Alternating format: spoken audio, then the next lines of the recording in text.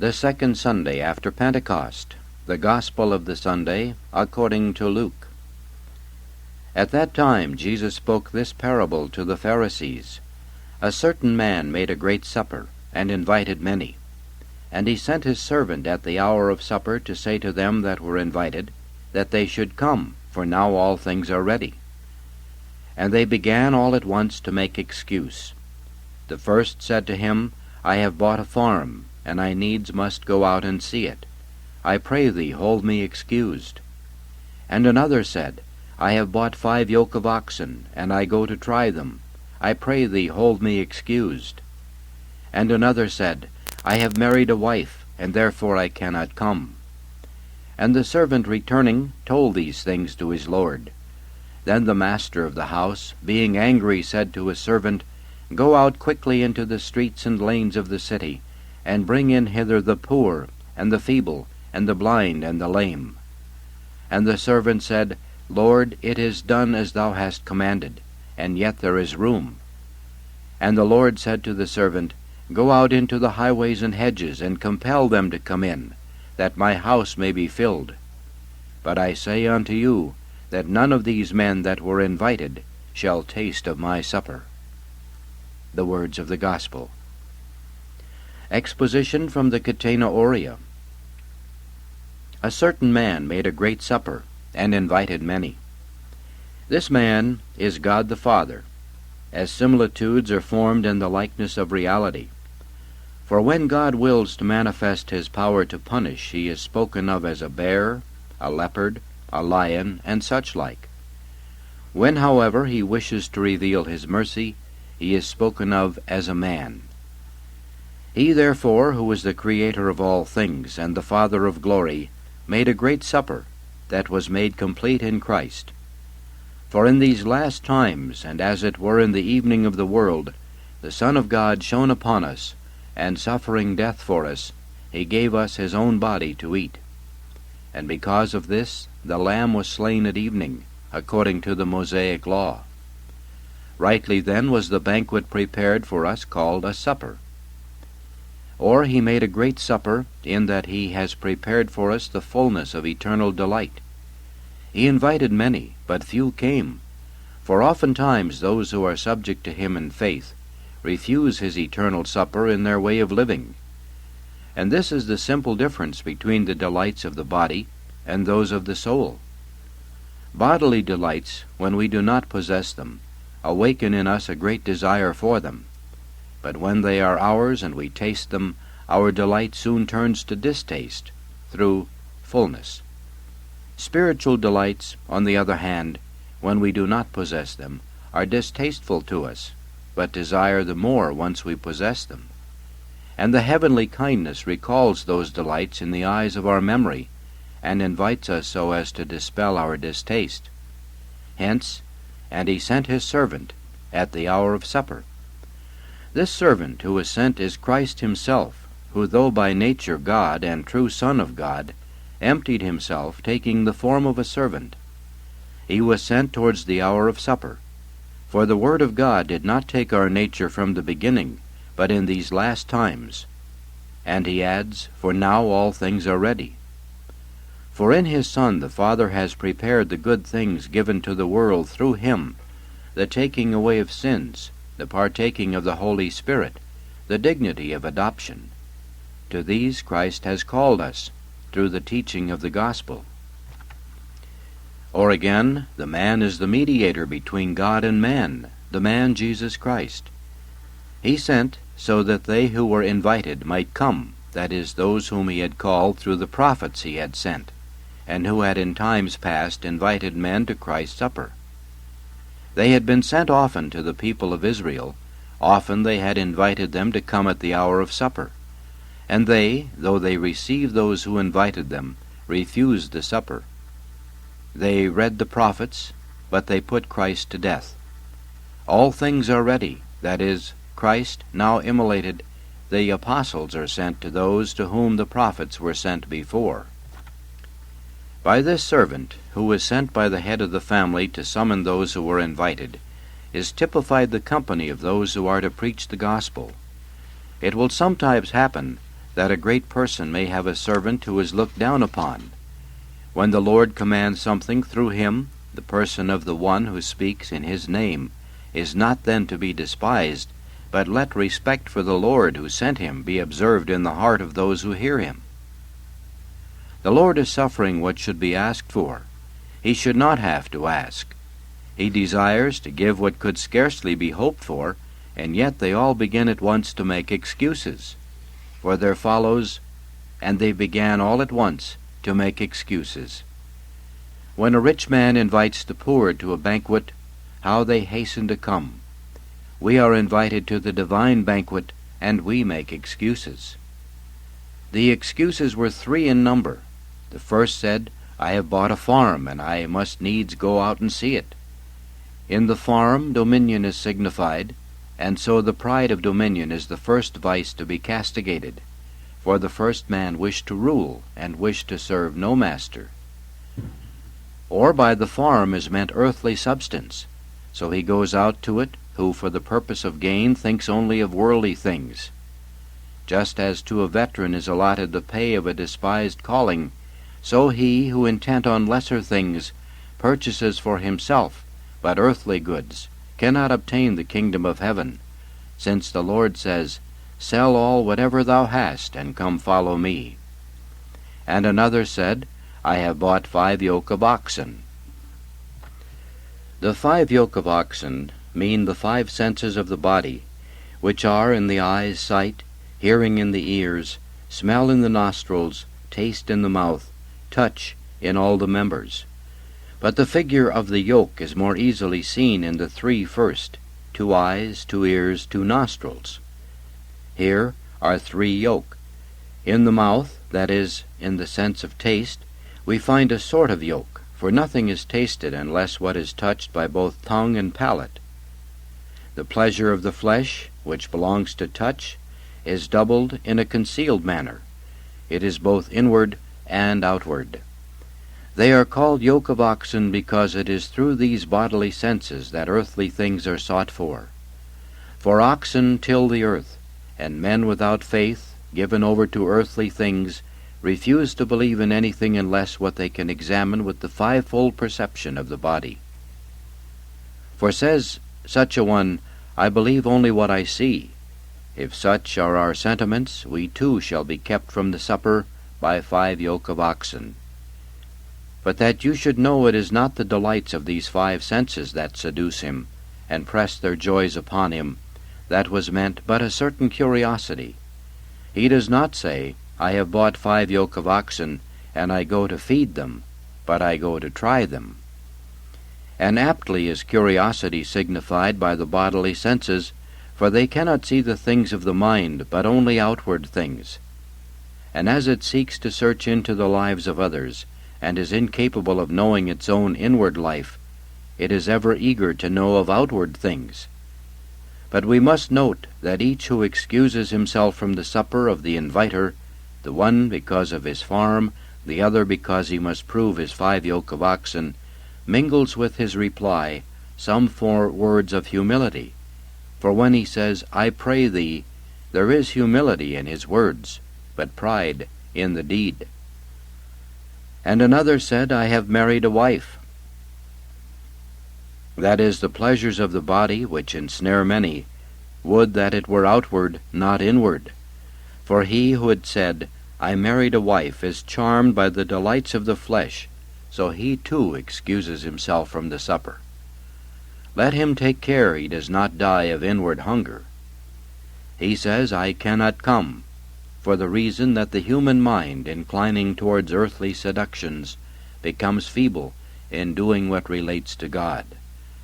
For though marriage is good, and established by divine providence, for the begetting of humankind, yet some there are who seek it not for children, but for bodily pleasure, and so by means of a just thing, that which is unjust, is aptly made clear to us.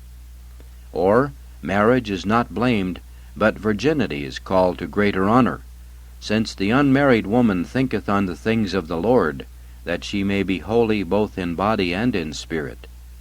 But she that is married thinks about the things of the world.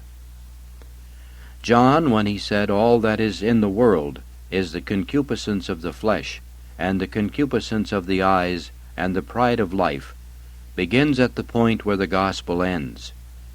The concupiscence of the flesh, I have married a wife. The concupiscence of the eyes, I have bought 5 yoke of oxen. The pride of life, I have bought a farm. A part standing for the whole, the 5 senses have been commemorated by the eyes alone, which hold the chief place among the senses. For sight, though properly of the eye alone, is wont to be used of all 5 senses. Whom are we to think these are who refuse to come for the causes mentioned, if not the rulers of the Jews, whom we see throughout the sacred pages rebuked for such things? Or they who bought a farm and declined the supper, are they who have taken to themselves other teaching concerning the divinity, and have not made trial of the doctrines they had? He who bought the 5 yoke of oxen is he who thinks little of his intellectual nature, and runs after the things of the senses alone, and so he is unable to comprehend the world of the Spirit. He who married a wife is he who is wedded to the flesh, a lover of pleasure rather than of God. Let us suppose there are 3 classes of men shut out from that supper: Gentiles, Jews, and heretics. The Jews, by a corporal ritual, impose upon themselves the yoke of the law. For the 5 yoke are the 10 words of which it is said, God showed you his covenant, which he commanded you to do, and the 10 words that he wrote in 2 tables of stone, that is, the commandments of the Decalogue. Or the 5 yoke are the 5 books of the law of Moses. But heresy, like Eve, with feminine rashness, makes trial of the nature of faith. And the apostle tells us that avarice must be shunned, for fear that caught in the ways of the Gentiles we may be unable to reach Christ's kingdom. So he who has bought a farm is a stranger to his kingdom, and likewise is he who has chosen the yoke of the law rather than the gift of grace, as he also who excuses himself because he has married a wife. And the servant, returning, told these things to his Lord. God does not need messengers to know his lesser creature, as though through them he would know more. He knows all things forever and without change. He uses messengers for our sake and for theirs, for it is the happiness of their nature to stand before God and serve him in this way, to care for those lower than themselves, and to obey his commands. But the master of the house is angry with the rulers of the Jews, in that they merited his indignation for rejecting their vocation, as they themselves bear witness. Hath any one of the rulers believed in him? So there follows then the master of the house being angry. Not that the passion of anger touches the divine nature, but an activity which in us is called anger and indignation is called the anger of God. In this way, the master of the house is said to be angry with the rulers of the Jews, and in their place were called many simple persons from the Jewish people, such as were without authority. For when Peter spoke to the multitude, at first 3,000 believed, then 5,000, and afterwards many from among them. So there follows, Go out quickly into the streets and lanes of the city, and bring in hither the poor, and the feeble, and the blind, and the lame. He invites the poor and the feeble and the blind to show us that no imperfection of the body excludes us from the kingdom. Rather, such as they sin more rarely, since they have not the same incitement to sin as the sound, or that the infirmity of sin is taken away through the mercy of the Lord. So he sends them into the streets, that they may come from the broad ways to the narrow way. Since the proud refuse to come, the poor are then chosen. They are called the poor and the feeble, who in their own estimate of themselves are weak. For there are poor who are strong, who though they live in poverty are yet proud. The blind are those who have no brightness in their minds. the lame, those who do not follow the upright path in their journey through life. But just as their defects are symbolized by the infirmities of their bodily members, as those were sinners who, being invited, refused to come, so also were they sinners who were invited and came, but the proud sinners are rejected, the humble ones chosen. So God chooses those whom the world despises, for it often happens that this very contempt will call a man to himself, and the less they have in the world to delight them, the more promptly will many hearken to the voice of God. When therefore the Lord calls certain persons from the streets and lanes to his supper, he is pointing to those who, dwelling in the city, had learned to observe the law. But the number that believed from the people of Israel did not suffice to fill the place of the heavenly supper. Hence we have, "And the servant said, Lord, it is done as thou hast commanded." Already a great number of Jews had entered, but there was yet room in the kingdom, where the multitude of the Gentiles was yet to be received. So there is added, "And the Lord said to the servant, Go out into the highways." When he commands that his guests be brought in from the highways and hedges, he is seeking the people of the world, that is, the Gentiles. Or he sends to the highways and round about the hedges, because they are fit for the kingdom of heaven, who are not taken up with the desires of the present life, and walking as it were along the narrow way of goodwill, they are hastening on to the things of future life. And they also, who in the manner of a hedge separate the cultivated from the untilled ground, and oppose the incursion of the beasts, know how to distinguish good from evil, and maintain a defense against the temptations of spiritual evil. The Gentiles came from the streets and the lanes, heretics from the hedges. For they who make a hedge make a division.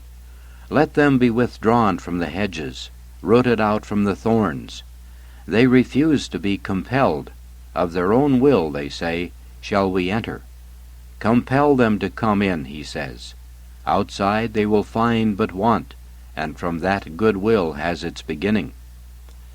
They therefore who, broken by the misfortunes of his world, return to God's love, are compelled to enter. But truly fearful is the sentence that follows.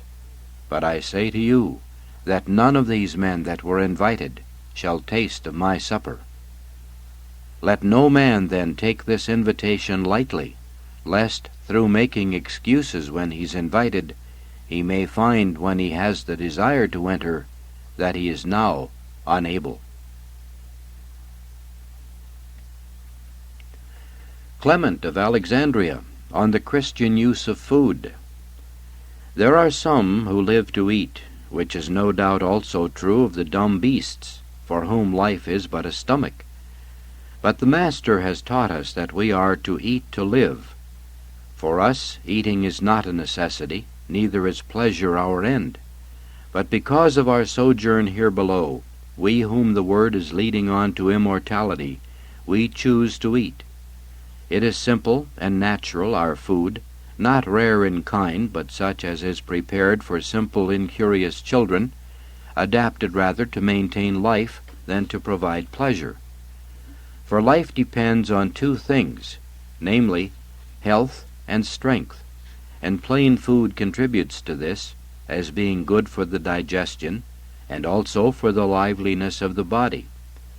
From this comes health and reasonable strength, not strength beyond measure, excessive, painful, like the athletes, because of their necessity to eat.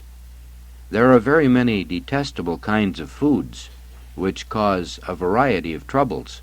They weaken health, they upset the stomach, the sense of taste is spoiled by an evil skill in cooking, as well as by the useless art of pastry making.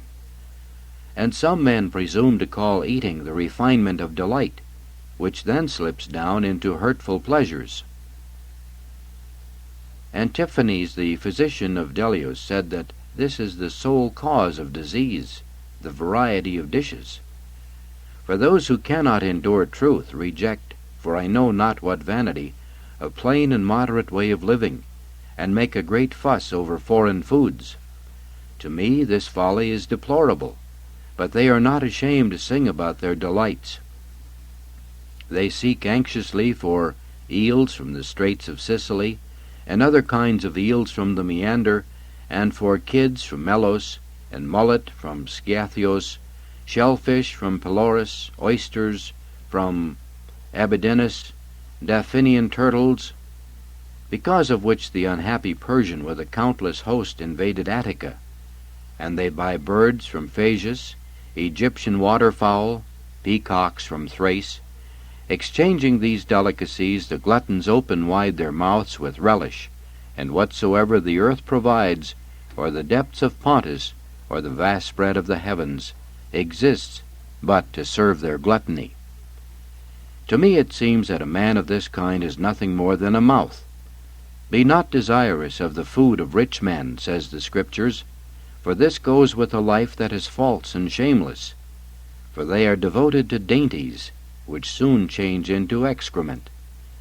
But we, who seek the food of heaven, have need to control our earthly stomach, and especially the things that are pleasing to it, since God shall destroy both it and them, says the Apostle, justly execrating those given to gluttony. For meats are for the belly, on which this carnal and deadly life depends, which some with unbridled tongue dare to call agapes. These festive convivialities, reeking of soup and the steam of cooking, dishonoring the sacred agape, beautiful and salutary work of the Word, with I know not what sort of stew, and going on to disgrace the name with the flow of wine, with carousels, with wantonness, and the reek of smoke. They are deceived in their notion if they expect what God has promised from such suppers as these. But those gatherings which take place through joyfulness, and which we, following the example of our Lord, would call a gathering, a dinner, or also a supper, these the Lord did not call agapes. He says in one place, "When thou art invited to a wedding, sit not down in the first place, but when thou art invited, go sit down in the lowest place." And in another place he says, "When thou makest a dinner or a supper, call the poor, for whom the meal is especially to be prepared." And later, "A certain man made a great supper." But I think I know from what source this beautiful name for such suppers has come. From the gluttons, and from gluttony, and from those infatuated with the love of such repasts, as the comic says. But it is true to say that the most of the dinner is dear to the most, for they have not yet learned that it is God who has prepared for his masterpiece, which is man, both food and drink, for his life, not for his delight. For it is not in accord with the nature of our bodies that they are helped by luxuries. On the contrary, they who eat the plainest food are the most robust, the healthiest, and superior to the rest, like servants as compared with their masters, laborers compared with the owners of the soil. And not alone are they stronger, but they have a better understanding, like philosophers as compared with rich men, for they do not vary their mind in nourishment, nor soften it with delights. But the food that comes from heaven is charity, the rational feast. It beareth all things, believeth all things, hopeth all things. Charity never falleth away. And blessed is he that shall eat bread in the kingdom of heaven. But it is the gravest misfortune should charity, which cannot fall away, be thrown down in the midst of earthly messes. And would you wish me to think that this supper is brought to an end? If I should distribute all my goods to feed the poor, and have not charity, I am nothing. On this charity depends all the law and the prophets. If you love the Lord thy God and thy neighbor, you shall have the celestial banquet in heaven. On earth it is called a supper, as we see from the Scripture. The supper takes place because of charity, but the supper is not charity, only a token of common goodwill, lightly bestowed. Let not then our good be evil spoken of, for the kingdom of God is not meat and drink, says the Apostle, lest it be thought to be but a casual meal, and not justice and peace and joy in the Holy Ghost. He who eats of this supper, the most perfect of all, shall obtain the kingdom of God, beholding there the company of charity, the heavenly church. Charity, therefore, is something pure, worthy of God, and its mission a communion one with another. The thought that moves us in the care of a child is love, says Holy Wisdom, and love is the keeping of her laws. These festive gatherings have some glimmer of charity from a common way of life, a disposing together towards the delight that is forever. The supper, therefore, is not charity. The festivity may prepare the way for charity. May thy children, whom thou hast loved, learn, O Lord, that not bread alone doth nourish man, but thy word that cherishes those who believe in thee. For not in bread alone doth the just man live. Let our supper, then, be light and digestible, suited to keeping vigil, not mingled with a variety of flavors. Nor is this something outside the scope of the pedagogue. For charity is the nurse of fraternal love, being plentifully endowed, giving out in due measure, healthfully ministering to the body, sharing its goods with its neighbors. Food that exceeds a just measure is harmful to man, and makes the soul dull, the body unhealthy and prone to disease. And the voluptuaries who torment themselves and grieve and even utter blasphemies over sauces are branded with names such as greedy, glutton, voracious, insatiable, and such like. Rightly are they also called gadflies, weasels, parasites, gladiators in contests of voracity, selling their honor, friendships, even life itself, for the gratification of their stomach, crawling on their bellies, beasts in the likeness of men, and made in the likeness of their Father, a devouring wild beast. And those whom they call the abandoned seem to me to show clearly what their end will be, those who shall not be saved, for are they not of those who are absorbed in pots, and in the manifold and precise use of condiments, of low and abject soul, children indeed of earth who seek food day after day, and yet shall not be fed? Does not the Holy Scripture grieve over them by the mouth of Isaiah, withholding from them the name love feast, as their feasting was not in accord with reason? They, however, gave themselves to joy and gladness, killing calves and slaying rams, saying, Let us eat and drink, for tomorrow we shall die. And that he holds such revelling sinful is then revealed. This iniquity shall not be forgiven you till you die, meaning not that death which takes from us all feeling brings us forgiveness of sin, but brings rather the death of salvation, as a consequence of sin.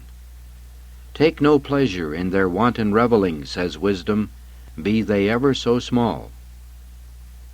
Here we must also speak of things sacrificed to idols, since we are told that we must abstain from them.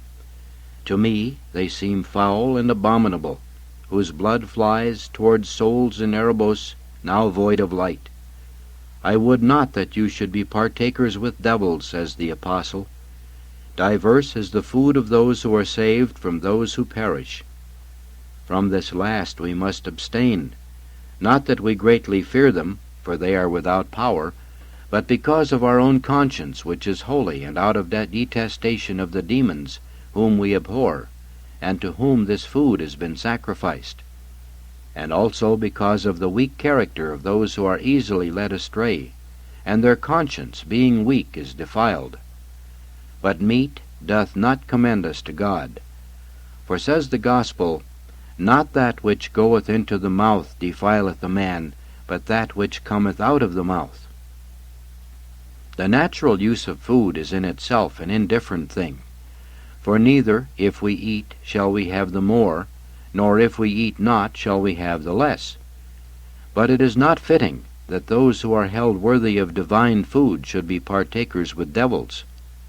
For says the Apostle, Have we not the power to eat and to drink, and to carry about a woman, but yet keeping power over pleasures, let us keep our desires under control. But he says, take heed, lest perhaps this is your liberty becoming a stumbling block to the weak. It is not becoming that living wantonly and prodigally we should, like the figure of the Son in the Gospel, waste the gifts of the Father, but should rather use them worthily, as we are commanded, since we have received power to use them as we will, not to be slaves to them. It is therefore an admirable thing, and one to be striven for, raising our eyes upwards to the truth, to keep to that divine food which is from above, and be filled with its truly inexhaustible vision, tasting of this unchanging, abiding, and unclouded delight. For the food of Christ shows us that this is the agape we are to look for.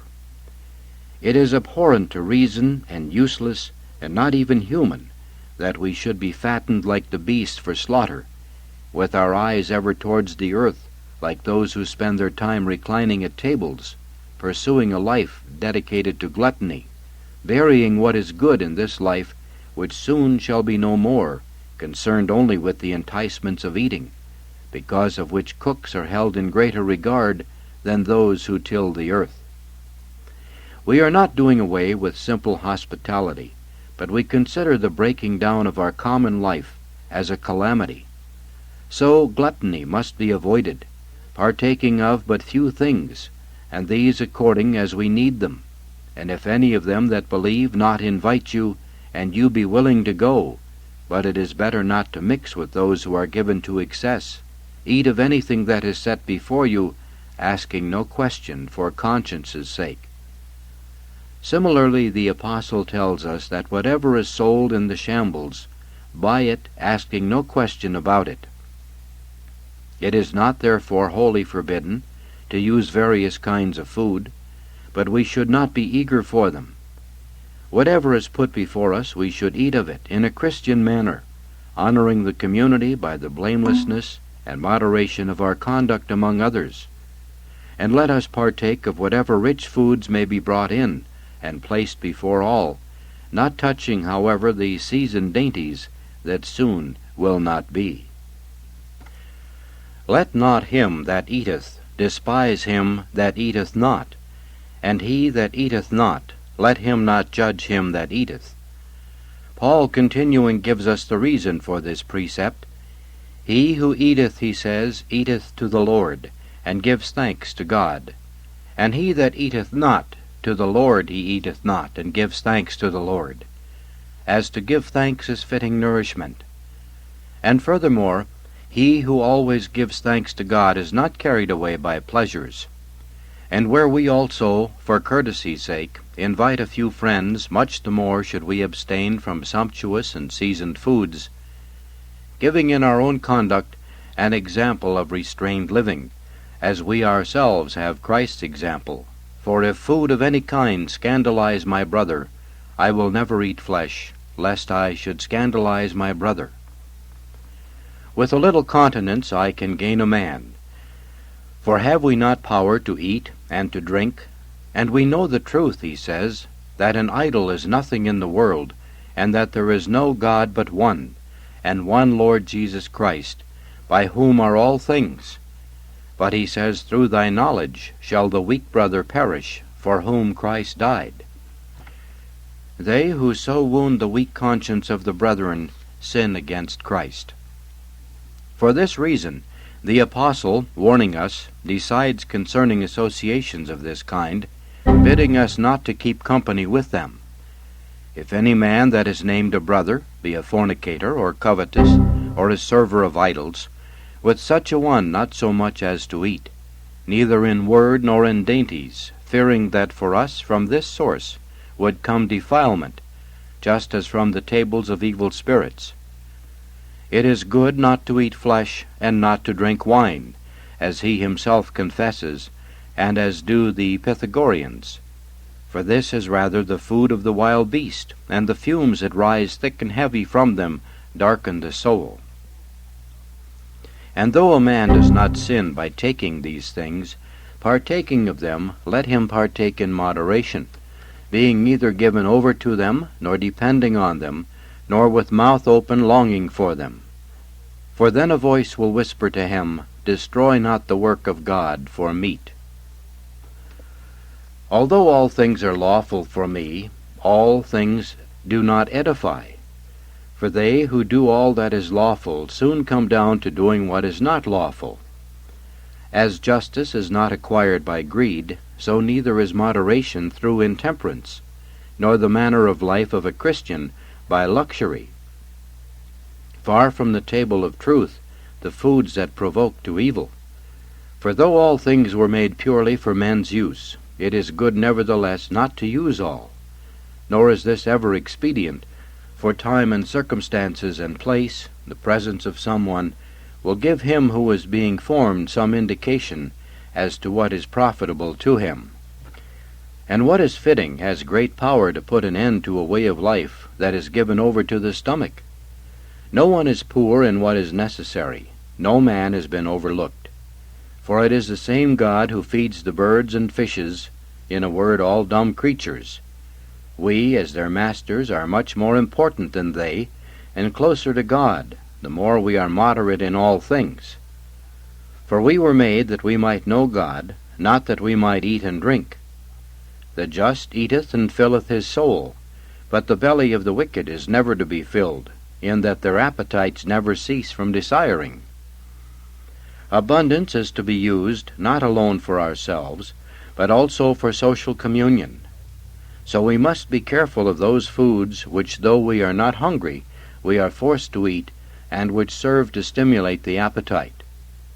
For is there not in simple fare a great variety of healthy things to eat? Onions, olives, certain greens, milk, cheese, ripe fruits, whatever is cooked without fat, and if meat is desired, let some be provided, either roast or boiled.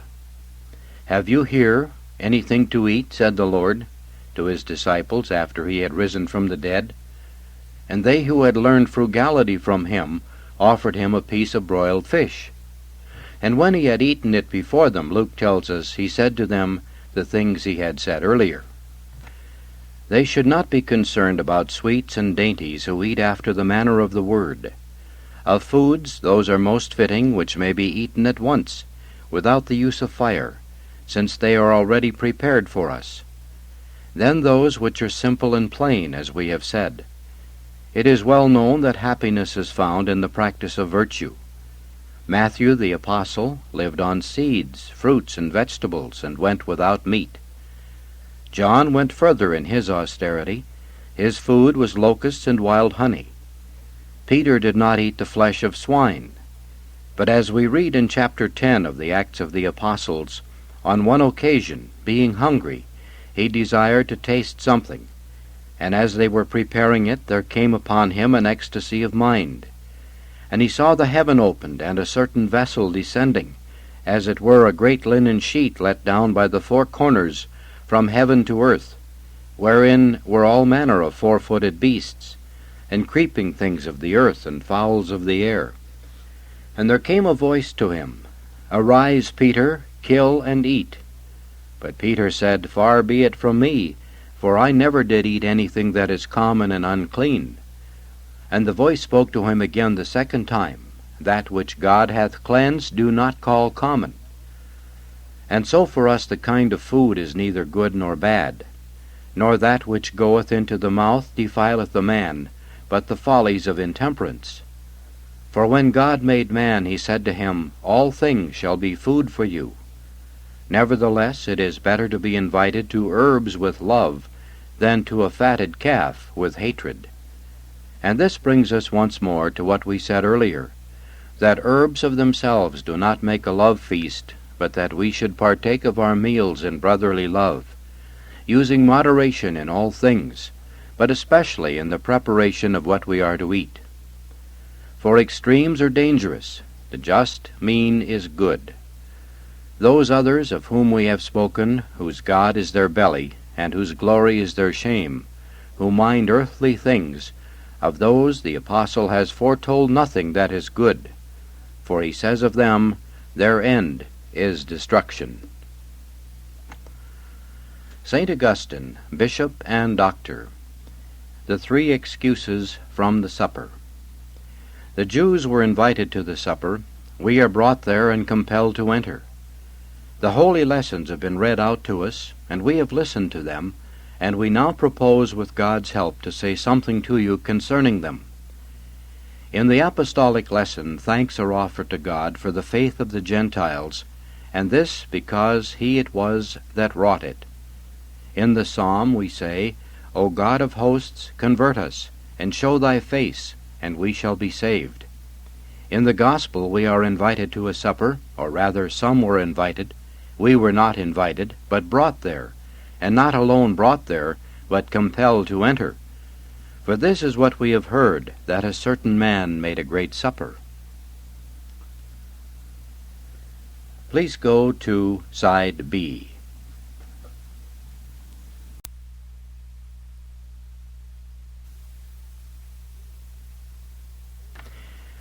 Who is this man, if not the mediator between God and man, the man Jesus Christ?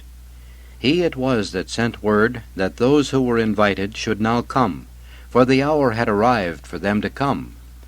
Who are the invited, but those who had been called by the prophets, who had been sent before this?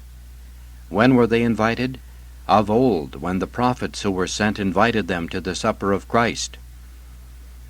They were sent therefore to the people of Israel. They were sent often, and often they called to men to come at the hour of the supper. They received those who invited them, but the invitation they rejected. They read the prophets, but they put Christ to death. And when they killed him, unknowingly they prepared the supper for us. Christ being offered up, and the supper now ready, the supper of the Lord, commended to us and confirmed by his hands and by his mouth, as the faithful have learned, the apostles are sent to those to whom the prophets had been sent before. Come ye to the supper. They who would not come made excuses. How did they excuse themselves? One said, I have bought a farm, I must go and see it. Another said, I have bought 5 yoke of oxen, and go to try them. I pray thee, hold me excused. The third said, I have married a wife, hold me excused, I cannot come. Are not these the excuses that serve all men who decline to come to this supper? Let us consider them, examine them, and find out, but to the end that we may be put on our guard. In the purchase of the farm, the pride of dominion is signified, so pride is castigated. For to have a farm, to hold it as their possession, to occupy it, to have it subject to them, to rule it, delights men. A bad fault, the first fault. For the first man wished to rule, and wished no one to have dominion over him. And what does having dominion mean but taking delight in one's own power? I have bought a farm, pray hold me excused. Having acquired power, he refused to come. The 5 yoke of oxen, the curiosity of the 5 senses. Did it not suffice to say, I have bought oxen? There is no doubt something hidden here which because of its obscurity tempts us to look for it, to understand it, and because it is closed to us we are exhorted to knock. The 5 yoke of oxen are the senses of the body.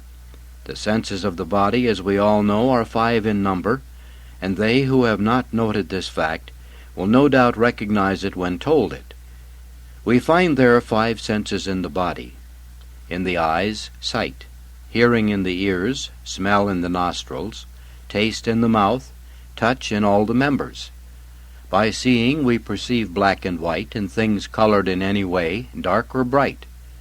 By hearing we perceive harsh sounds and musical sounds. By smelling we perceive that things have sweet odors or unpleasant odors. By taste we perceive that things are sweet or bitter. By touching we perceive that things are hard or soft, rough or smooth, hot or cold. They are 5 in number, and they are pairs. That they are pairs is seen easiest in the first 3 senses. We have 2 eyes, 2 ears, 2 nostrils, so we have 3 yoke. In the mouth, that is in the sense of taste, we find pairing of a kind, for nothing can be tasted in the mouth unless when tongue and palate touch. The pleasure of the body, which relates to the sense of touch, is, as it were, paired in a concealed manner, for it is both internal and external, so it too is doubled. And why are they spoken of as 5 yoke of oxen? Because it is through these senses of the body that earthly things are sought for oxen till the earth. There are men without faith, given over to earthly things, taken up with the things of the body, and they will not believe anything unless what they can discover by the 5-fold perception of the body. They regard these 5 senses as the sole norm of their decisions. I do not believe, such a man will say, except what I can see. Here is what I know. I am sure of this. This is white. This is black. This is round. This is square. It is this color or that color. I know this. I perceive this. I understand this. Nature itself teaches me. I am not forced to believe what you cannot show me. Here is a voice. I hear it. That is, it is a voice. It sings, well or badly, or sweetly or hoarsely. I know, I have learned this. It comes to me. A thing smells well or smells unpleasantly. I know this. I perceive it. This is sweet. This is bitter. This is salty. This is tasteless. What more can you tell me? By touch I know what is hard, what is soft, what is rough, what is smooth, what warms, what cools. What more can you show me? What hinders faith? The supper consecrated by the Lord's hands. The apostle, our Thomas, who would not believe even what his own eyes told him of Christ the Lord, that is, of the resurrection of Christ, was held back by this difficulty. Except I shall see in his hands the print of the nails, and put my hand into his side, I will not believe. And the Lord, who could have risen from the dead without any trace of a wound, had retained the scars that the apostle might touch them, and be healed of the wounds in his own heart. And yet, about to call man to his supper, despite the excuse of the 5 yoke of oxen, he said, Blessed are they that have not seen, and have believed. We, my brethren, we who are called by the supper, are not kept back by these 5 yoke, for in this time we have not aspired to see the face of the Lord in the flesh, or desired to listen with our ears to the voice proceeding from his mouth of flesh, nor sought for any earthly odor of him.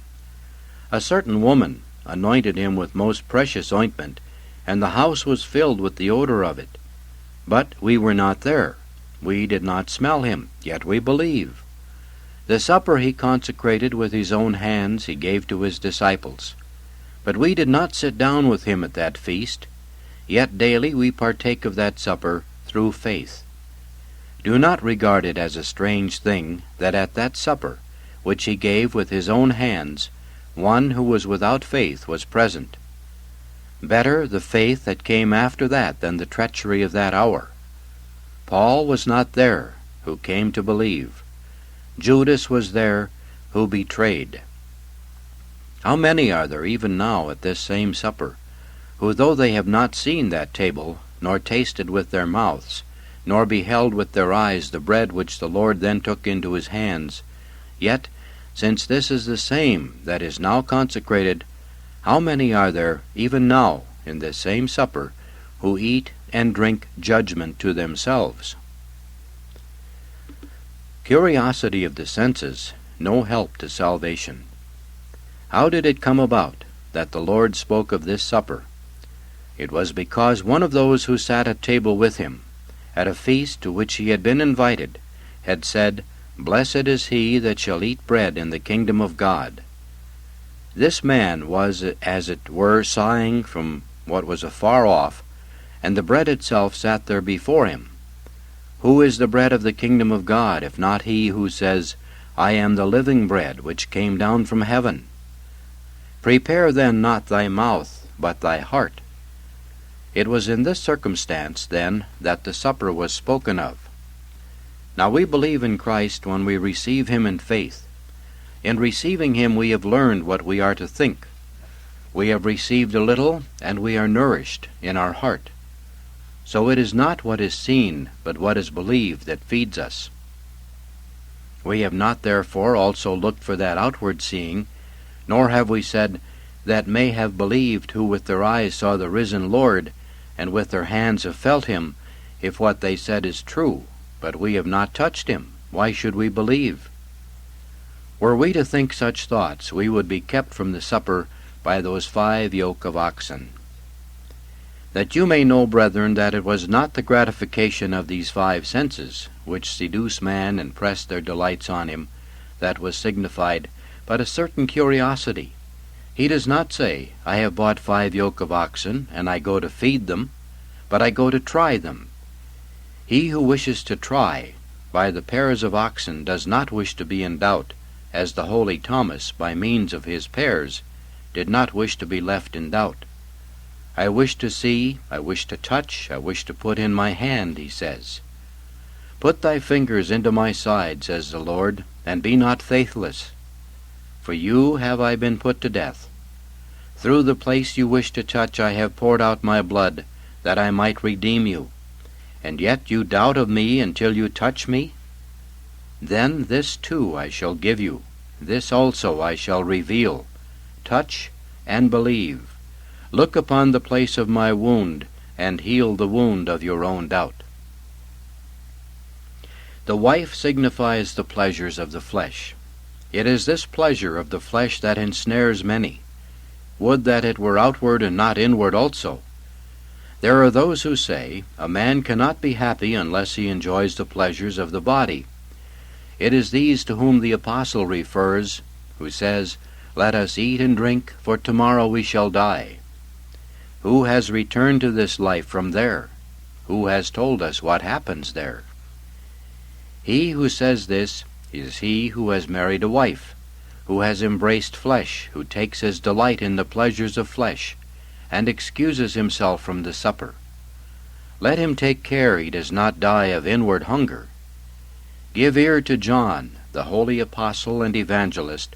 Love not the world, nor the things which are in the world. O you who come to the supper of the Lord, love not the world, nor the things which are in the world. He did not say, have not, but love not. You have had, you have possessed, you have loved.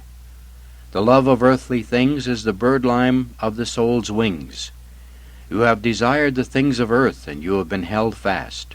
Who will give me the wings of a dove? When will you fly, and where will you truly be at rest?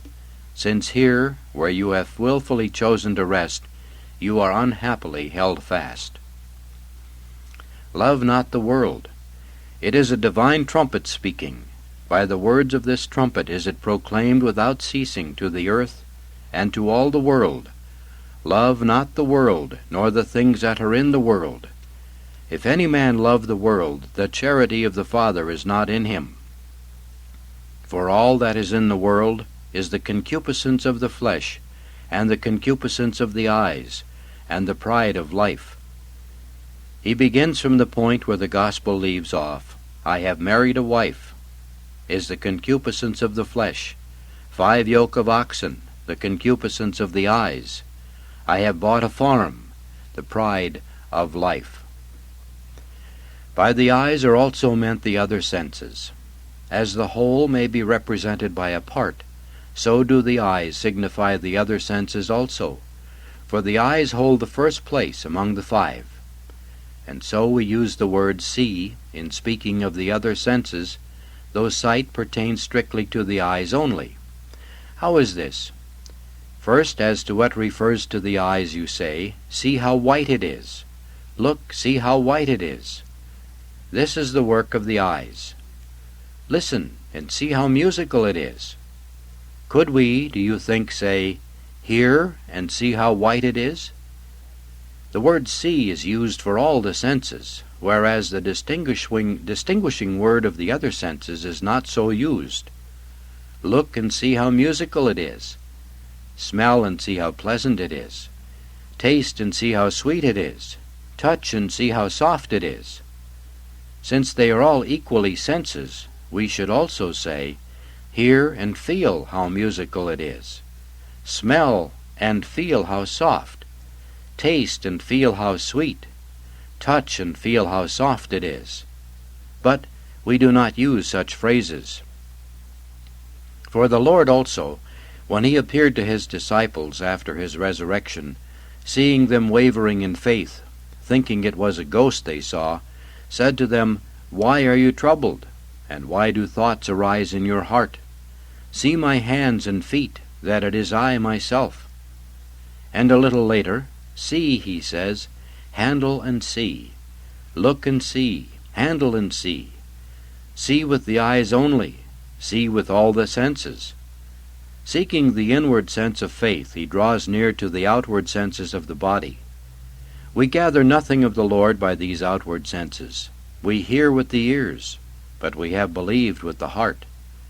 We have heard, but not from his mouth, but from the mouth of his preachers, from the mouths of those who then sat at table with him, and in what they have poured forth, they invite us. Let no one delay in coming to the supper. Let us put aside all idle, wicked excuses, and come to the supper in which our souls are fed. Let no swelling of pride keep us back, or lift us above ourselves, and neither let unlawful superstition frighten us, or turn us away from God. Let not the delights of the senses keep us from the delights of the soul. Let us come, and let us be feasted. And who have come but the poor, and the feeble, and the lame, and the blind? But the rich have not come there, nor the healthy, who as it were could walk well, and see clearly, sure of themselves, and the more arrogant were they, the more endangered. Let the poor come, for he who invites us, though rich, became poor for our sakes, that by his poverty we might be made rich. Let the feeble come, for they who are in health need not the physician, but they that are ill. Let the lame come, who say to him, "Perfect thou my goings in thy paths." Let the blind come, who say, "Enlighten my eyes, that I may never sleep in death." Such as these came at the hour, those first called being rejected, because of their excuses. They came at the hour, and they came from the streets and the lanes of the city. And the servant who was sent said, "Lord, it is done as thou hast commanded, and yet there is room." "Go," he says, "out into the highways and hedges, and compel those you find to come in. Those whom you find worthy, do not delay, compel them to come in. I have prepared a great supper, a great house. I shall suffer no place there to remain empty." The Gentiles came from the streets and lanes. Let the heretics come from the hedges. Here they will find peace. For they who make hedges are seeking to bring about divisions. Let them be drawn from the hedges. Let them be plucked free of the thorns. They refuse to be compelled, and they cling to their hedges. Let us, they say, come in of our own will. But this is not what the Lord commanded. Compel them, he says, to come in. Outside they find want. From that the will is born. May then the power of his mercy strengthen our heart in his truth. May it confirm and calm our souls. May his grace abound in us. May he have pity on us, and remove obstacles from before us, from before his church, and from before all those who are dear to us, and may he by his power and by the abundance of his mercy enable us to please him forever, through Jesus Christ his Son, our Lord, who with him and with the Holy Ghost lives and reigns, world without end. Amen. Saint Gregory the Great, Pope and Doctor, given to the people in the Basilica of the Blessed Apostles Philip and James on the second Sunday after Pentecost, on the Supper of God and the soul. There is this difference, dearly beloved brethren, between the delights of the body and those of the soul, that the delights of the body, when we do not possess them, awaken in us a great desire for them, but when we possess them and enjoy them to the full, they straightway awaken in us a feeling of aversion. But spiritual delights work in the opposite way. While we do not possess them, we regard them with dislike and aversion. But once we partake of them, we begin to desire them, and the more we partake of them, the more do we hunger for them. In one case the appetite pleases, the reality brings displeasure. In the other, it is the appetite displeases, the reality delights us more and more. In the one case, appetite leads to fullness, and fullness to disgust. In the other, appetite begets fullness, and fullness in turn begets appetite. For spiritual delights, when they fill the soul, increase in us the desire of them, and the more we savor them, the more do we come to know what we should eagerly love. And so we do not know these delights because we have not come to savor them. For who can love what he does not know? Because of this, the psalmist speaks to us and exhorts us, saying, O taste and see that the Lord is sweet, as though he were saying, You know not his sweetness if you have not tasted it. But try this food on the palate of your heart, so that when you see how sweet it is, then you will love it. Man lost this delight when he sinned in paradise. He went forth from there when he closed his mouth against the sweetness of the eternal food. And we too, who are born into the sadness of this earthly pilgrimage, we arrive already soured against it, without knowing what we ought to desire, and the longer the soul puts off tasting this food, the more the malady of our aversion increases. And in our aversion, we waste away and grow weak from the prolonged curse of our abstinence. And while inwardly refusing the delights prepared for us, outwardly we love to bemoan our hunger. But heavenly pity will not neglect us, even though we neglect ourselves. For it will recall these delights to the eyes of our memory, and make them known to us, and rouse us from our torpor by the promise of them, and call to us that we must put away our aversion. For he says, A certain man made a great supper, and invited many. Who is this man, if not he of whom it was said by the prophet, And he is a man, and who knows him? He has made a great supper, for he has prepared for us the fullness of inward delight. He has invited many, but few come. For oftentimes those who are subject to him in faith are hostile to the eternal supper he has prepared because of their evil way of life. Then follows, And he sent his servant at the hour of supper to say to them that were invited that they should come. What is the hour of the supper but the end of the world, in which we now are? As Paul has for a long time testified, these things are written for our correction, upon whom the ends of the world are come. If therefore it is already the hour of supper when we are called, the more we see that the end of the world has already drawn near, the less should we excuse ourselves from the supper of God. For the more we realize that the time left is as nothing, the more fearful should we be of wasting the time of grace that remains. Because of this, the banquet of God is called a supper, not a dinner. For after the dinner there is yet the supper, but after the supper there is no further meal. And because the eternal banquet of God is the last that will be prepared for us, it is fitting that it be called a supper and not a dinner. And who is meant by the servant who is sent by the father of the family to invite, if not the company, of those who preach the word of God? And in these days to this company do we also belong, unworthy though we are, and laden with the burthen of our own sins. And when I speak to you for your edification, this is what I am doing. For I am the servant of the father of the family. And when I exhort you to despise the world, I come to invite you to God's supper. Let no one in this place despise me for myself. And if I appear to you far from worthy to invite you, nevertheless great are the joys which I promise you. What I am saying to you, brethren, often takes place, that a great person will have an unworthy servant. And when he sends the servant on business, to his friends or even to strangers, the person of the servant who speaks for him is not held in contempt out of respect for the master who sent him. They who listen are thinking of what it is they hear, and from whom they hear, not through whom they hear. So let you also. And if perhaps you have reason to despise us, yet always keep reverence in your heart for the Lord who is inviting you. Accept with readiness, and become the guests of the Supreme Father of the family. Search into your own hearts and drive out from them this deadly aversion.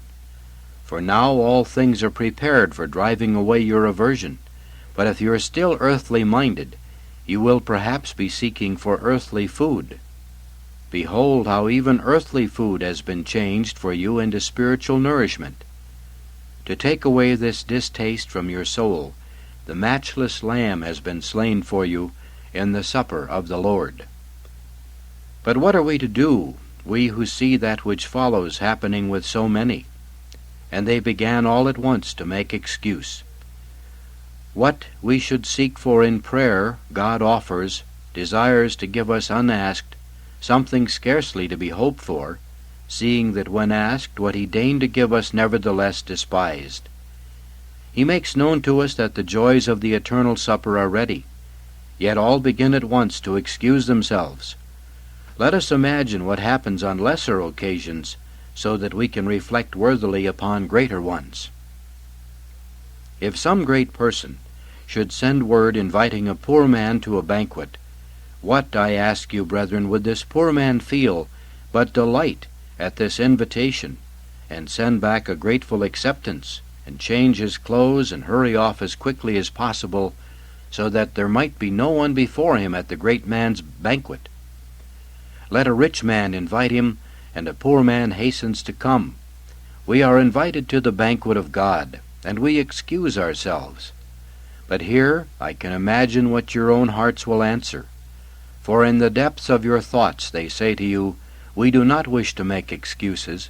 We are grateful to be invited to come to that banquet of eternal delight. Your hearts speaking to you in this way say what is true, if they do not love earthly things more than heavenly, if they are not more taken up with the things of the body than with the things of the soul. It is because of this last that the reason of the excuses is given, when straightway there is added, the first said, I have bought a farm, and I must needs go out and see it. I pray thee hold me excused. What is meant by the farm, if not earthly things? So he goes out to his farm, who with a view to gain thinks only of earthly things. Another says, I have bought 5 yoke of oxen, and I go to try them. I pray thee hold me excused. What must we understand by the 5 yoke of oxen but the 5 senses of the body? And they are rightly called yoke, because they are in pairs in either sex. These bodily senses, unable to see inward things, know only what is outward, and paying no heed to what is deepest in us, consider only what is superficial, fittingly symbolize human curiosity, which, seeking to pry into the lives of others, and ignoring its own deep inward needs, devotes itself wholly to outward things. For it is the great fault of curiosity that while it leads a man's mind to search into his neighbor's life, it seeks always to hide from him his own inward life, so that while knowing his neighbor's business, he is ignorant of himself, and the more the mind of the curious knows of his neighbor's state, the less it knows of his own. Because of this, of these same 5 yoke of oxen is it said, I go to try them, I pray thee hold me excused. The words of excuse are not at variance with the showing up of his moral fault, as he says, I go to try them, for often testing goes with curiosity. But note that he who excuses himself from the supper of the host because of his farm, and he who excuses himself because of trying out his yoke of oxen, both mingle words of humility with their excuse, saying, I pray thee, hold me excused. For when he says, I pray thee, and at the same time refuses to come, there is humility in his words, but pride in his action. Any single perverse person will condemn this when he hears of it, yet he will not himself cease from doing the thing he condemns. For when we say to any person acting perversely, change your way of life, seek for God, leave the world, whither are we inviting him but to the Lord's Supper? And when he answers, pray for me, for I am a sinner. I am not able to do that. What else is he doing but praying to be excused? Saying, I am a sinner, he implies he is humble. But when he adds, I cannot change my life, he shows he is proud. Therefore, by praying to be excused, he pretends to humility in his words, but in what he does, he discloses his pride. And another said, I have married a wife. What is signified by the wife but the pleasures of the flesh? For though marriage is good, and established by divine providence for the getting of offspring, some there are who do not seek it for the sake of children, but for bodily pleasure. And so by means of just thing, that which is unjust is aptly made clear to us. The Supreme Father therefore is inviting you to the supper of eternal joy, but while one man is given over to greed, another to curiosity, another to the delight of the flesh, all the reprobate alike make excuses. While one man is held back by earthly cares, this other by acute anxiety over somebody else's business, and the mind of yet another is given over to bodily lust, each in turn contemptuous hastens not to the feast of eternal life. Then follows, and the servant, returning, told these things to his lord. Then the master of the house, being angry, said to his servants, Go out quickly to the streets and lanes of the city, and bring in hither the poor, and the feeble, and the blind, and the lame. See how he was attached beyond due measure to the things of this world, refuses to come to the Lord's Supper. And how he who is given over to curiosity turns away in disgust from the food of life prepared for him. And how he who obeys only his body's desires rejects the banquet of spiritual delights. And so because the proud refuse to come, the poor are chosen. And why this? Because according to the words of Paul, the weak things of the world hath God chosen, that he may confound the strong. But let us see how they are described who are invited to the supper and come. The poor and the feeble. They are called the poor and the feeble, who in their own esteem are of no importance. For there are the poor and the strong, those who even in poverty are proud. The blind are they who have no brightness of understanding. The lame, those who do not follow the ways of virtue in their actions. But as the defects of their conduct is shown to us by the infirmity of their members, it is plain that just as they were sinners who were invited and refused to come, so these also were sinners who were invited and came. The sinners who were proud or rejected, just as the humble sinners are chosen. So God chose those whom the world despises, because oftentimes the very contempt of the world will bring a man to himself. For he who had gone forth from his father, and had squandered the portion of his inheritance, began afterwards to be in want, and returning to himself he said, How many hired servants in my father's house abound in bread? He had gone far from himself when he began to sin. Had he not been in want, he would by no means have returned to himself. For when the sinner begins to want for bodily things, he begins then to think of the spiritual things he's lost. The poor, therefore, and the feeble, the blind and the lame are all invited and come. For the poor in general, and the despised of this world, will often more readily listen to the voice of God, the less they have to delight them in this world. And this, the story of the young Egyptian, of the Amalekites, illustrates, who was left sick on the road by the Amalekites as they hastened onwards, pillaging as they went, while he lay perishing of hunger and thirst. David found him, and gave him food and drink, and when he was well again he became David's guide. He led him upon the feasting Amalekites, and they who had abandoned him in his weakness, he prostrated in strength. Amalekites means the licking people, and what is meant by licking people if not the minds of worldlings? For these, seeking for everything of the earth, and while delighting in them alone, are said as it were to lick them. As the licking people take booty, so those loving earthly things heap gain to themselves from others' misfortunes. The Egyptian servant is abandoned sick by the road, for every sinner growing weary of this world is at once despised by those whose minds are wholly of this world. David found him and gave him food and drink. For the Lord, strong in hand, does not despise the weak things of the world, and will often convert to his love those who, no longer able to follow the ways of the world, are left by the way. And he gives them the food and the drink of his word, and as it were chooses them as guides on the way when he also makes them his preachers. For when they bring Christ to the hearts of sinners, they, as it were, let David upon the enemy. And like David, they smite him with the sword, the feasting Amalekites, for they by the power of the Lord cast down the proud who despise them in the world. The Egyptian servant, therefore, who had remained by the way, slew the Amalekites, for often those souls overcome the world by preaching, who before were unable to keep up with the heathens of this world. But having brought the poor into the supper, let us hear what the servant has then to say. And the servant said, Lord, it is done as thou hast commanded, and yet there is room.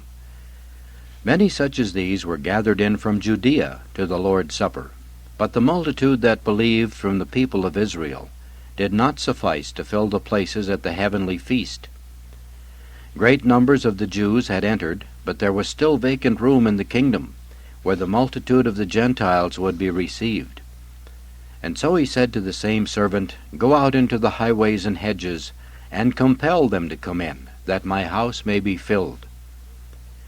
When from the streets and the lanes the Lord invites some to his supper, he had in mind those who, dwelling in the city, had learned the observance of the law. When he commands that his guests be brought in from the highways and hedges, he is seeking the people of the outside world, that is, the Gentiles. And in regard to this figure, the psalmist says, Then shall all the trees of the woods rejoice before the face of the Lord. The Gentiles are called the trees of the woods, because in their unbelief they were at all times twisted and fruitless. They, therefore, who are converted from this wild manner of life, are they who have come, as it were, from the hedges to the supper of the Lord. We should note that in this third invitation he does not say, invite them, but compel them to come in. Some are called and scorn the invitation. Others are called, and they come. Of yet others it is said that they were not even invited, but were compelled to come in. They are called and refuse to come, who receive the gift of understanding, but do not go on to add good works to this understanding. They are invited and come, who having received the grace of understanding, perfect it with good works. Some are called in such a manner as to be compelled to enter. For there are some who understand the good they must do, but neglect to do it. They see the good works they ought to do, but are without desire to follow after them. To these it will sometimes happen, as we said a moment ago, that the misfortunes of this world wound them in their worldly desires. They strive to attain to earthly glory and fail, and as they seek to cross the high seas to come to, as it were, the higher dignities of the world, they are forever thrown back by adverse winds to the shores of their own lowly state. And when they see themselves defeated in their ambitions by the opposition of the world, they are brought to remember that they owe their Maker, so in their shame they turn to him whom in their pride they had abandoned for the glory of this world. And indeed, oftentimes many who are eager to attain temporal honor will either suffer through wasting away in some prolonged illness, or fall and be afflicted by some injury, or be stricken with grievous losses, and so by means of the sufferings of this world they are forced to see they should place no trust in the joys it holds out, and reproaching themselves for their desires, they turn to God with all their hearts. It was of these the Lord said through his prophet, Behold, I will hedge up thy way with thorns, and I will stop it up with a wall, and she shall not find her paths. And she shall follow after her lovers, and shall not overtake them, and they shall seek them, and shall not find. And she shall say, I will go and return to my first husband, because it was better with me then than now. The husband of every Christian soul is God, for she is joined to him by faith. But that soul which has been joined to God follows after her lovers, when the mind that was already believed through faith submits itself in work to the unclean spirits, when it looks for the glory of this world, feasts on carnal delights, and nourishes itself with the choicest pleasures. But frequently Almighty God looks mercifully upon such a soul, and commingles bitterness with her delight. It is with this in mind, he says, I will hedge up thy way with thorns. Our ways are hedged with thorns when we find the stings of pain in that which we have wickedly desired. And I will stop it up with a wall, and she shall not find her paths. Our ways are stopped up with a wall, when in this world the hardness of those who oppose us stands in the way of our desires. And we cannot find our paths, because we are hindered from obtaining what we have striven for in wickedness. And she shall follow after her lovers, and shall not overtake them, and she shall seek them and shall not find. For the soul will never embrace, to fulfill her desires, the evil spirits to which in her desires she has subjected herself. But how great the profit that arises from this salutary misfortune! He goes on to show, when there is he added, I will go and return to my first husband, because it was better with me then than now. After she finds that her ways are hedged in, and that she cannot overtake her lovers, she returns to the love of her first husband.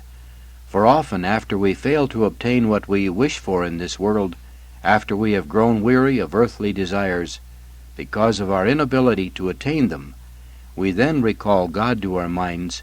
Then he who displeased us begins to please us, and he whose commands had been bitter of a sudden grows sweet in our memory. And the sinful soul that had tried to be adulterous and had manifestly failed decides to be a faithful spouse. And so they who are broken by the enmity of this world, and who return to the love of God and are made free of the desires of this life, who are they, my brethren, if not those who are compelled to come in? But truly fearful is the sentence that follows. With all the concern of your heart pay heed to this, my brethren and my masters, inasmuch as you are sinners, my brethren, as just men, my masters.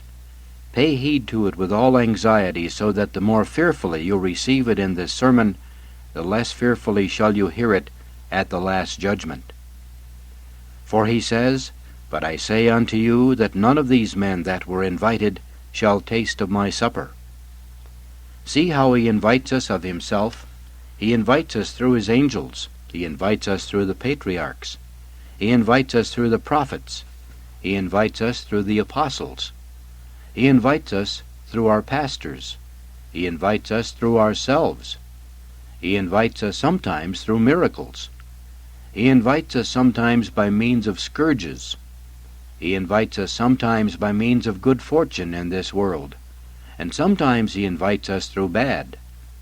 Let no one refuse, lest, excusing himself when invited, he may find when he desires to enter that he cannot. Hear what wisdom says through Solomon. Then shall they call upon me, and I will not hear. They shall rise in the morning, and shall not find me.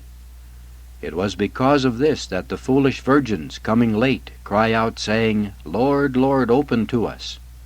But even then was it said to those seeking to come in, Amen, I say to you, I know you not. What must we do in the face of warnings, dearest brethren, but leave all things, disregard the concerns of the world, and long only for the things of eternity? But to few is it given to do this. I desire to exhort you to leave all things, but I do not dare to. If you cannot then abandon all that is of the world, so hold what you have of this world, that you are not held fast to the world because of it, that you so possess earthly things that they do not possess you, that what you possess is subject to the rule of your mind, lest your soul, overcome by love of earthly things, be rather possessed by them. Therefore let earthly things be for use, eternal things the object of our desires. Let temporal things be for the journey, eternal for our arrival there.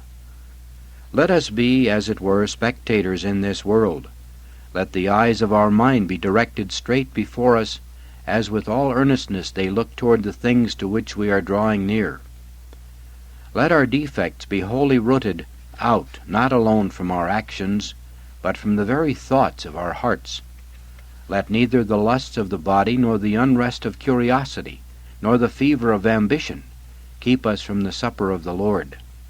And even that which we do justly in the world, let us undertake it with, as it were, one side of our mind, so that the things of this earth shall so serve our bodies as not to hinder our souls.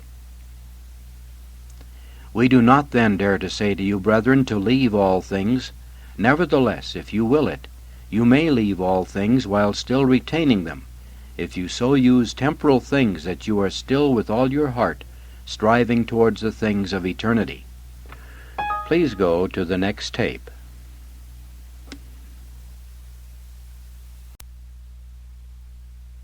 It is with this in mind that Paul says, "The time is short. It remaineth that they who have wives be as if they had none, and they that weep as though they wept not, and they that rejoiced as if they rejoiced not, and they that buy as though they possessed not, and they that use this world as if they used it not, for the fashion of this world passeth away.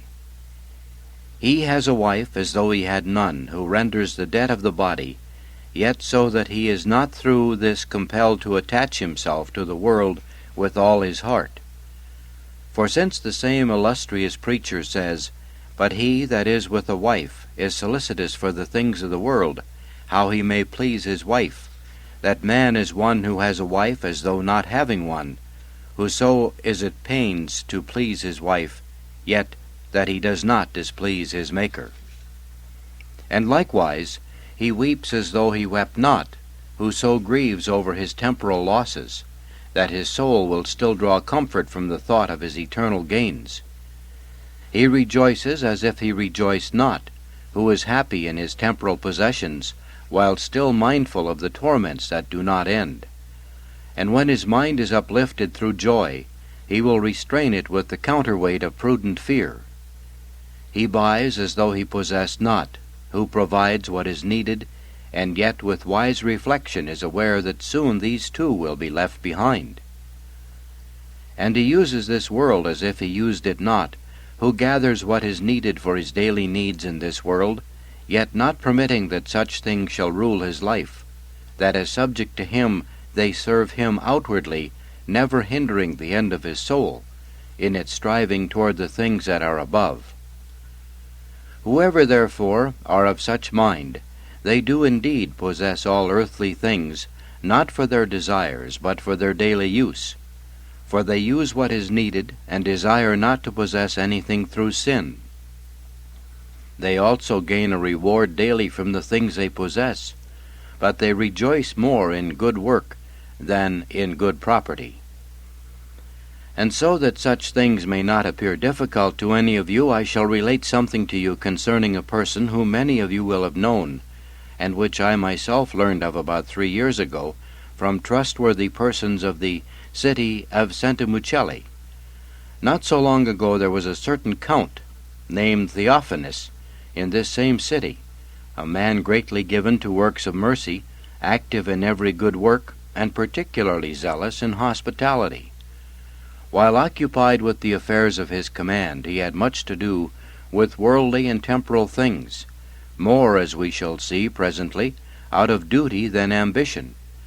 For as the hour of his death arrived, a most dreadful storm arose, so that it would not be possible to bring him to the cemetery. And his wife, in great distress, said to him, What shall I do? How shall I bring you to the cemetery when I cannot set foot outside the house because of this storm? He then said to her, Do not grieve, for as soon as I die, the storm will cease. And after he had spoken, he there and then died, and there came a great calm.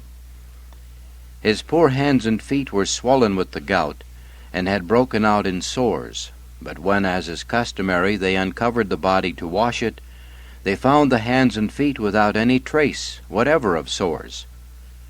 He was then brought to the cemetery and buried, and there his wife decided that on the 4th day following his burial, the marble placed over his tomb would have to be changed. When the marble placed over his body had been lifted off, such a fragrance arose from the body as those sweet odors, instead of worms, had multiplied from the decaying flesh. I tell you this to show you, by a recent example, that there are many who wear a worldly dress, but beneath it have not a worldly soul. For they whom necessity binds to the world, so that they can in no way escape from it, should so possess the things of this world as not at any time to surrender to them out of weariness of spirit. Reflect therefore on these things, and though you may be unable to leave all things which are of this world, use outward things justly, but inwardly hasten eagerly towards the things that are eternal. Let there be nothing which holds back the desires of your soul. Let not the love of any single thing entangle you in this world. If you love good, let your mind delight in the better things, that is, in heavenly things. If you fear evil, put before your mind that eternal evils, so that beholding there that which you most love and most fear, you will cling to nothing in this life. And to enable us to do this, we have as our helper the mediator of God and man, through whom we shall the more speedily obtain all things, if we burn with the true love of him, who liveth and reigneth with the Father and the Holy Ghost, God for ever and ever. Amen.